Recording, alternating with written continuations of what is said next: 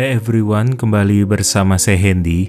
Di video kali ini saya akan merangkum dorama Jepang bergenre romance, horor, dan supernatural yang berjudul Ao-no-kun ni Sawaritai Kara Shinitai, yang artinya ku ingin mati karena ku ingin disentuh Ao-no-kun. Dorama yang rilis tahun 2022 ini diadaptasi dari komik, mengisahkan siswi bernama Yuri Kariya yang jatuh cinta pada pandangan pertama dengan siswa bernama Aono Ryuhei. Kebahagiaan Yuri terasa lengkap ketika Aono tak disangka setuju berpacaran dengannya. Namun nahas, ketika hubungan mereka baru berjalan 2 minggu, Aono meninggal secara tragis dalam sebuah kecelakaan. Akan tetapi hubungan mereka belumlah berakhir setelah Aono secara mengejutkan kembali, namun dalam wujud hantu.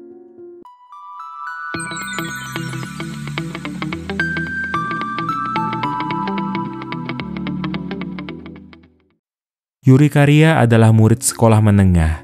Ia gadis yang pendiam dan jarang ngobrol dengan teman-teman sekelasnya. Suatu hari ada murid laki-laki dari kelas lain bernama Aono Ryuhei yang membantu Yuri.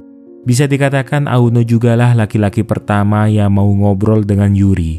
Sejak itu Yuri sering diam-diam mengamati Aono karena dia penasaran apa ada alasan dibalik sikap baik Aono dan mau tersenyum kepadanya. Bagi Yuri yang jarang ngobrol ataupun memiliki teman, rasanya sangat aneh Aono bisa sebaik itu kepadanya. Untuk orang biasa mungkin reaksi ini cukup berlebihan, jika dengan sedikit kebaikan itu malah dianggap Yuri kalau Aono menyukainya. Karena ingin tahu bagaimana perasaan Aono kepadanya, maka Yuri secara langsung memberanikan diri mengungkapkan perasaan kalau dia menyukai Aono. Awalnya Aono cukup kaget dengan pengakuan itu, sebab mereka berdua memang hampir tidak pernah ngobrol. Tapi Yuri mengingat kalau Aono pernah membantunya membawakan buku perpustakaan. Merasa pengakuan itu tulus dan kebetulan Aono juga sedang tidak punya pasangan, asalkan Yuri memang suka padanya, tak ada salahnya mereka mencoba berpacaran. Sejak hari itu kehidupan Yuri mulai berubah. Ia tak sendirian lagi karena ada Aono yang menemani, seperti membantunya sebagai pengurus perpustakaan, dan Aono juga mengajari Yuri bagaimana cara berbicara biasa yang tidak terlalu formal. Yuri seakan melupakan kehidupan lamanya sebab di dalam pikirannya cuma ada Aono seorang. Namun keesokan hari, wali kelas mengabarkan berita yang sangat mengejutkan. Semalam Aono ditemukan tewas dalam kecelakaan lalu lintas. Dia meninggal tepat setelah 2 minggu berpacaran dengan Yuri. Karena belum bisa menerima, Yuri bahkan tidak bisa hadir ke pemakaman Aono. Ia merasa depresi dan ingin mati. Akan tetapi, tindakannya itu dihentikan oleh Aono yang tiba-tiba muncul di hadapannya. Yuri ingin menyentuh Aono, namun ia tidak bisa karena Aono ini berwujud hantu. Merasa tidak ada pilihan lain, maka Yuri kembali berniat mengakhiri hidup. Alasannya karena ia ingin disentuh oleh Aono yang sudah mati, sedangkan dia masih hidup. Yuri berharap Aono mau membawanya pergi, tetapi Aono tak ingin Yuri mati, sehingga ia berjanji akan tetap berada di sisi Yuri. Karena tidak ada orang lain yang dapat melihat wujud Aono selain Yuri, mereka perlu mencari cara agar Yuri tidak terlihat seperti sedang berbicara sendiri dan dianggap aneh oleh orang di sekitarnya, yaitu dengan menggunakan ponsel seolah dia sedang berbicara dengan orang lain. Yuri selalu menganggap Aono itu orang yang baik. Tapi menurut Aono, bisa saja dia orang jahat yang menyeramkan dan tidak seperti yang Yuri kenal. Berbeda dengan sebelumnya, sekarang mereka dapat menghabiskan waktu bersama sepanjang hari tanpa perlu terikat tempat ataupun waktu. Yuri penasaran apa hantu seperti Aono bisa merasuki tubuh seseorang. Tiba-tiba saja wajah Aono berubah, tampak gelap dan menyeramkan seakan bukan dia yang biasanya. Aono pun bilang jika Yuri mengucapkan kata-kata yang mengizinkan dia merasuki tubuhnya, maka dia akan melakukannya. Setelah mengucap kata-kata itu, perlahan Aono masuk ke dalam tubuh Yuri.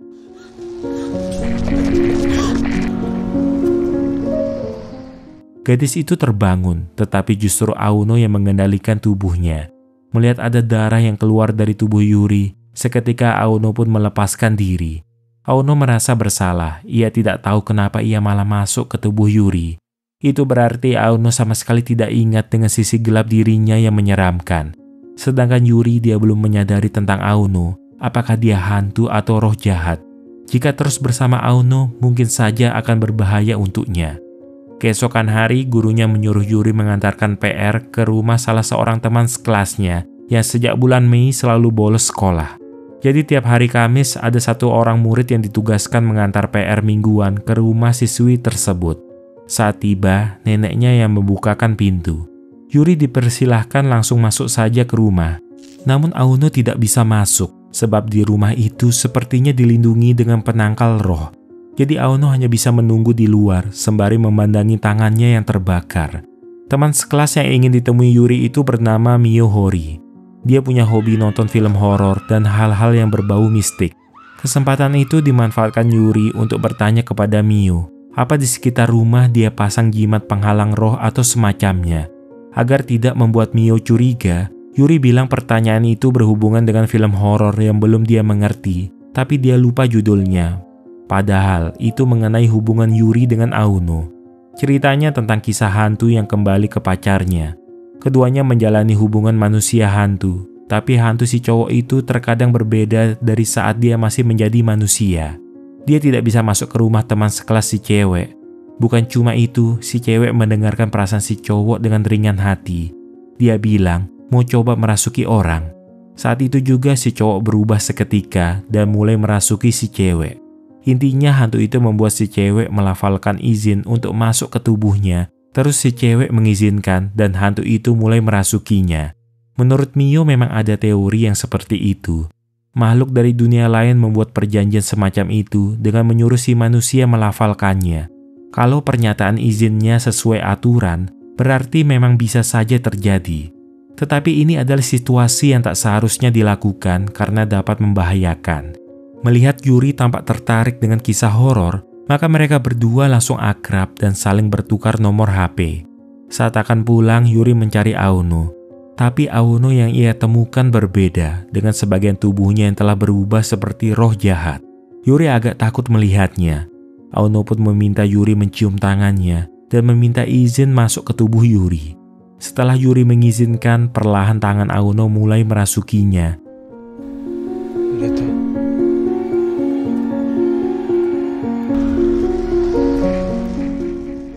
Yuri berada di suatu tempat yang kemungkinan di alam bawah sadarnya.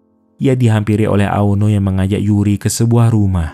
Kondisi rumah itu sangat berantakan dengan beberapa tanda silang pada dinding. Yuri mencari keberadaan Aono sambil berjalan perlahan hingga ia mendengar suara aneh dari dalam sebuah kamar. Sebelum sempat memeriksanya, Yuri lebih dulu tersadar kembali dan sudah berada di dalam toilet sekolah. Ia tak mengerti apa maksud semua ini dan sama sekali tak ingat apa-apa.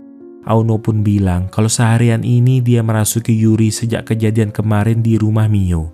Makanya Yuri tidak mengingat apa-apa. Aono sebenarnya khawatir Yuri tidak bisa kembali lagi. Ia sepertinya mulai menyadari bahwa dirinya adalah arwah gentayangan yang bisa saja mengutuk Yuri sampai mati. Kalau ini terjadi secara terus-menerus, mungkin suatu saat Aono akan merampas tubuh Yuri tanpa disadari. Tetapi Yuri menganggap ini tidak masalah, karena memang dia yang mengizinkan Aono merasuki tubuhnya. Lagi-lagi darah keluar dari tubuhnya yang kali ini melalui hidung. Seketika Yuri terjatuh tak sadarkan diri. Aono berusaha mencari bantuan, akan tetapi tak ada seorang pun yang dapat melihatnya. Di saat itu ia menyadari bahwa dirinya dapat mengendalikan uang koin. Dengan uang itu, ia sengaja menarik perhatian Fujimoto sahabatnya. Fujimoto mengikuti kemana uang koin itu pergi, sampai ia akhirnya menemukan Yuri yang berjalan dengan kondisi lemah. Fujimoto pun membawa Yuri ke UKS. Di sana ia mendengar suara ketukan pintu, seperti ada orang yang ingin masuk. Fujimoto mempersilahkan orang itu masuk ke ruangan. Tapi itu justru artinya ia mengizinkan Aono merasuki tubuhnya. Yuri langsung menyadari kalau pria di hadapannya itu bukanlah Fujimoto, melainkan Aono kekasihnya. Seolah ingin meluapkan perasaan rindu yang selama ini dipendam, tanpa banyak berkata-kata Aono mencium Yuri. Itu terjadi begitu singkat dan Fujimoto kembali tersadar. Karena setelah itu Yuri pingsan, ia merasa kejadian itu seperti mimpi, padahal itu benar-benar terjadi dengan Aono yang menggunakan tubuhnya Fujimoto. Meski raganya Fujimoto, bagi Yuri di dalamnya tetaplah Aono. Sedangkan Fujimoto ia awalnya memang tidak ingat apa-apa. Tetapi karena waktu itu Yuri mimisan, ia menemukan kalau di mulutnya juga ada bekas darah. Jadi secara tak langsung Fujimoto tahu dia sudah berciuman dengan Yuri. Dia juga masih punya pertanyaan bagaimana uang koin bisa bergerak sendiri.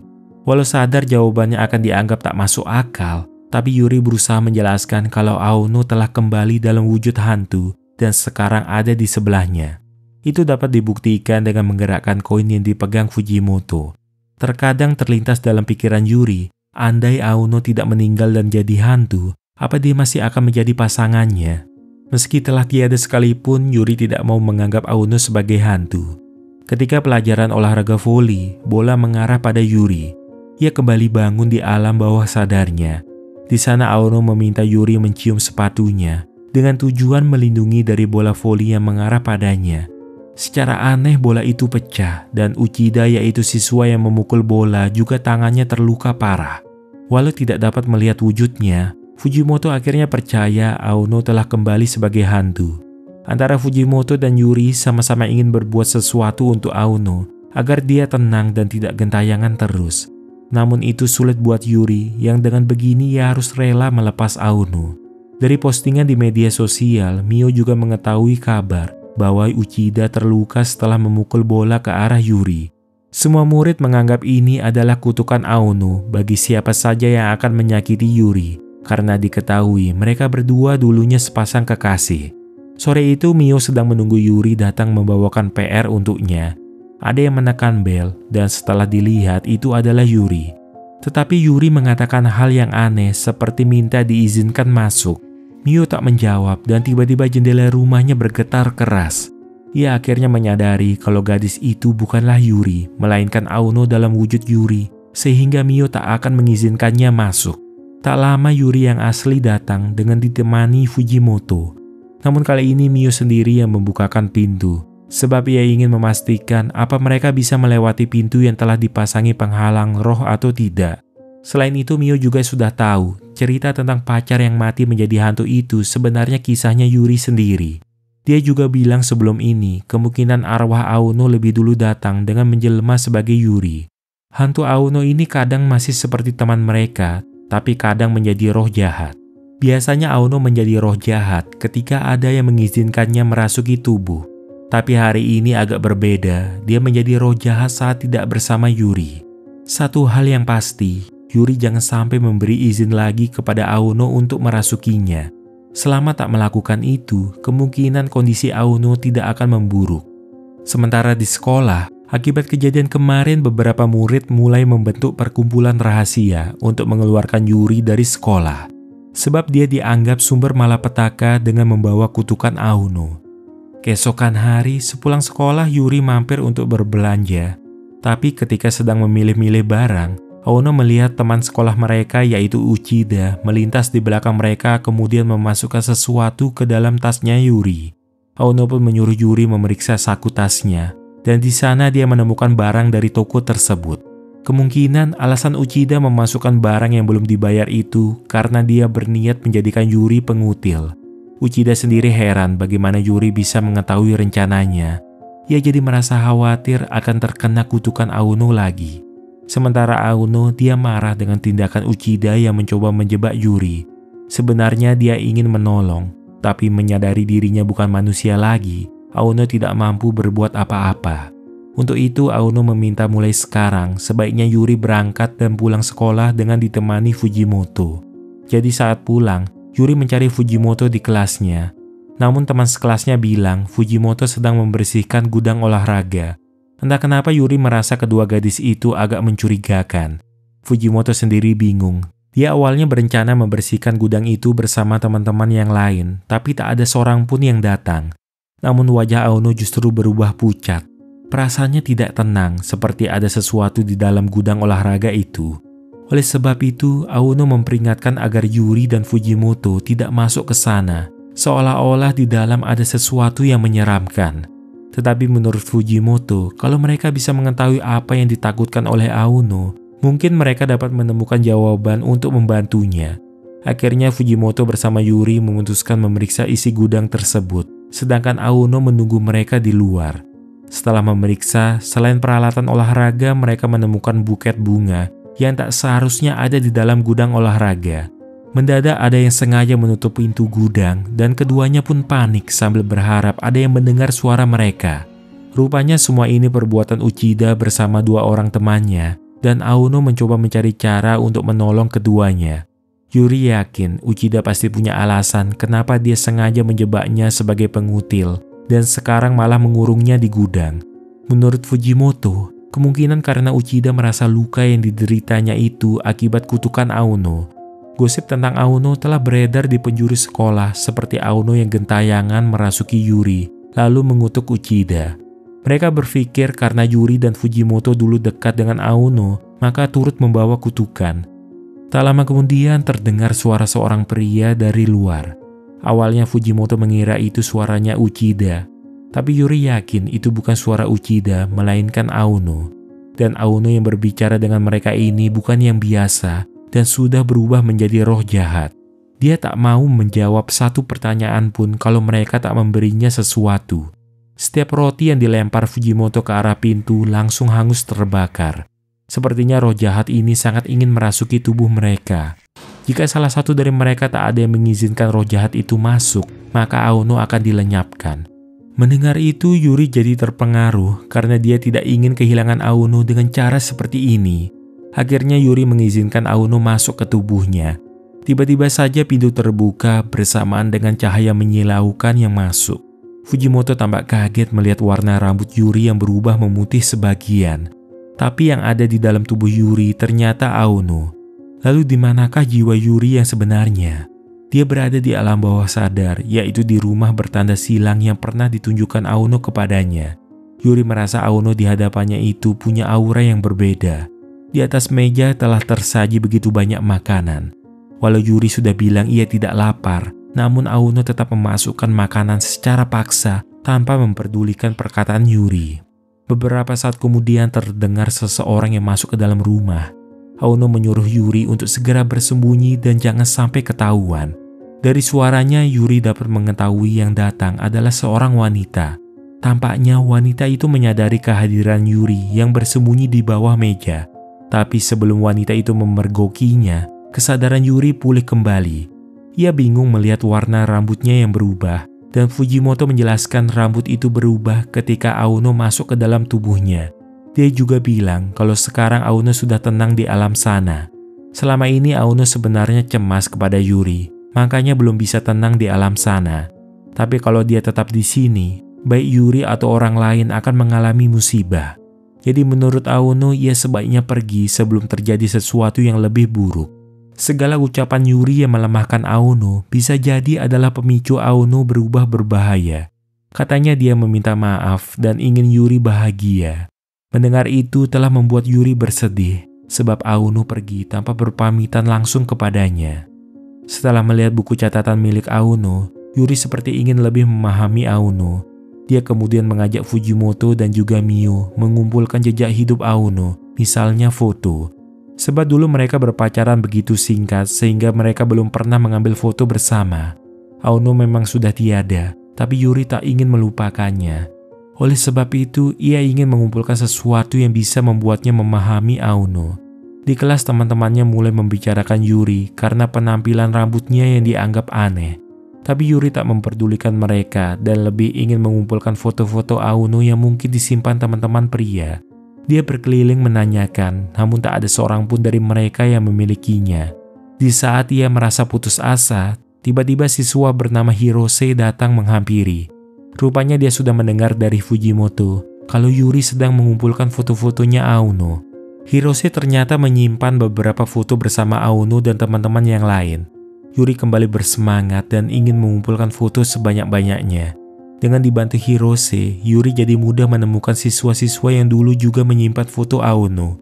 Karena kebaikannya, Aono mudah bergaul dan cukup akrab dengan siswa dari kelas yang berbeda. Pada akhirnya terkumpul foto yang lumayan banyak.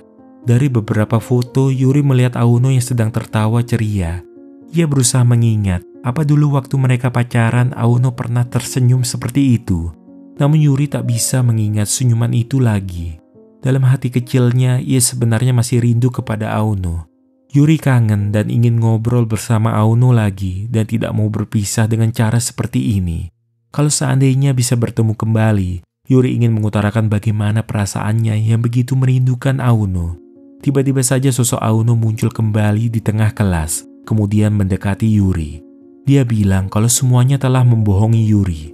Seisi kelas memperhatikan tingkah aneh Yuri, dan ketika vas bunga terjatuh hingga pecah, mereka semua panik menganggap ini adalah kutukan Aono. Yuri segera keluar kelas untuk mengejar Aono, tapi yang ia hadapi adalah Aono yang telah menjelma menjadi roh jahat. Dia mengajak Yuri untuk ikut bersamanya, dan Yuri pun mengikuti kemana Aono pergi, tapi dia kehilangan jejaknya. Bersama dengan itu ada telepon dari Mio. Dia khawatir dengan Yuri setelah melihat postingan di media sosial, menyebutkan Yuri yang tiba-tiba berdiri saat jam pelajaran, kemudian keluar dari kelas seperti melihat sesuatu yang tak kasat mata. Mio sudah menduga kalau yang dilihat Yuri adalah Aono, yang seharusnya sudah tenang di alam sana. Ada dua hal yang sekarang dirasakan Yuri. Dia syok karena Aono ternyata masih belum tenang, tapi di sisi lain dia senang masih bisa bertemu dengan Aono. Ternyata Fujimoto telah berbohong soal Aono. Nampaknya Aono tak bisa tenang ke alam sana sendirian. Jadi waktu Aono sedang merasuki Yuri, Aono berencana menjauh dari Yuri agar tidak membahayakan Yuri lagi. Karena itu ia meminta tolong kepada Fujimoto untuk bilang kalau dia sudah tenang di alam sana. Padahal yang sebenarnya terjadi, Aono sama sekali tidak bisa berada jauh dari Yuri. Setiap kali ia mencoba menjauh, tanpa sadar Aono selalu balik lagi ke samping Yuri. Walau tak bisa berada terlalu jauh, paling tidak Aono tak menampakkan diri di hadapan Yuri lagi. Yuri justru merasa sedih, membayangkan Aono yang tinggal sebatang kara, tanpa ada seorang pun yang bisa melihatnya ataupun ngobrol dengannya lagi. Yuri berjanji tidak akan mengorbankan diri lagi, asalkan Fujimoto memberitahu di mana Aono berada. Akhirnya Fujimoto pun bilang, Aono ada di Gunung Kagachi belakang sekolah. Gunung itu merupakan satu-satunya tempat yang jarang dikunjungi orang. Sebelumnya Fujimoto sudah janji kepada Aono untuk datang memeriksa dia seminggu sekali, yaitu dengan menggunakan koin. Paling tidak dia bisa tahu kalau Aono aman. Pohon-pohon tinggi menutupi sinar matahari yang masuk, membuat suasana gunung jadi gelap seperti malam. Namun saat akan melewati batang pohon yang tumbang, tiba-tiba angin berhembus kencang dan Yuri menghilang dari hadapan Fujimoto. Dia sebenarnya masih berada di tempat yang sama, tapi berbeda dimensi atau berpindah ke alam lain. Cuma Mio yang bisa mendengar suaranya, sebab telepon mereka masih terhubung. Di sana Yuri melihat begitu banyak kembang bermekaran, padahal sebelumnya tidak ada sama sekali. Mio menduga kalau Yuri telah dibawa ke alam gaib. Secara jelas dari kejauhan Yuri mendengar suara Aono yang memanggilnya. Ia berusaha mencari sumber suara dan akhirnya bisa bertemu kembali dengan Aono. Sejak awal Yuri mengira Aono akan bahagia jika Yuri mengorbankan diri demi dia.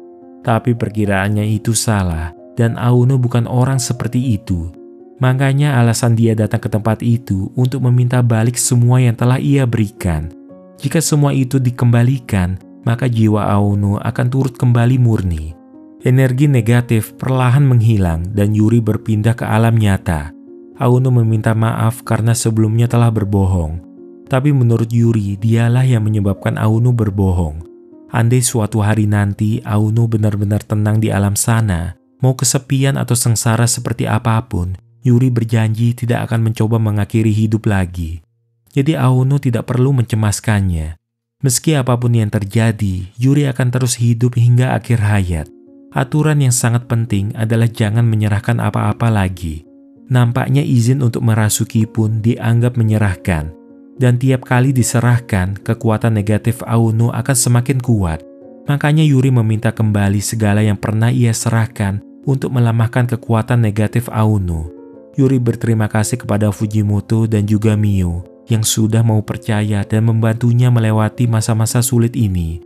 Tapi bukan berarti semua ini telah berakhir. Tinggal warna rambut Yuri saja yang belum kembali dan Aono masih tetap gentayangan di dekat Yuri. Jika suatu hari nanti Aono benar-benar tenang di alam sana, perpisahan mereka akan tiba. Namun sekarang Yuri tak lagi sendirian karena ada teman-teman seperti Fujimoto dan juga Mio yang selalu mendukungnya. Dia pasti mampu menghadapi segala rintangan hidup di kemudian hari. Aono bilang kalau dia bahagia bisa mengenal dan bertemu Yuri. Walau sehari-hari tidak berbuat apa-apa, selama ada Yuri, buat dia rasanya sangat menyenangkan.